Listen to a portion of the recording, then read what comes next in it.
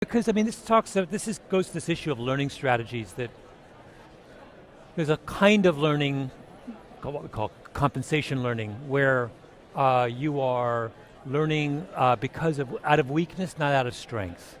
You're learning from your failures and and that kind of learning is a lot harder to do, but it's a lot more powerful.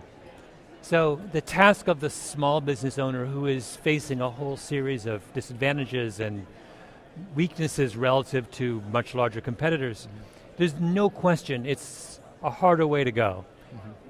But if you can pull it off, you'll end up in a much stronger position. If you can be one of those people who can do compensation learning.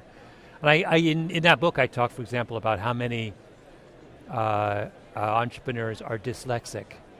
And that's a beautiful example of that.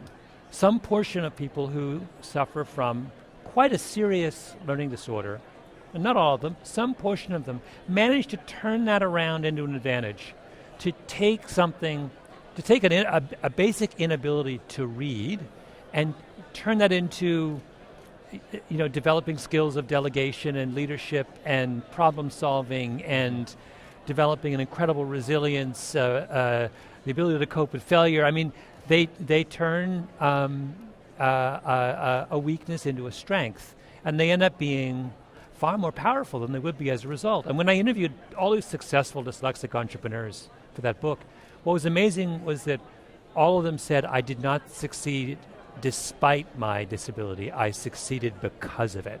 And that's the crux of it. And I so think there is a silver lining to many of the clouds that small business owners face.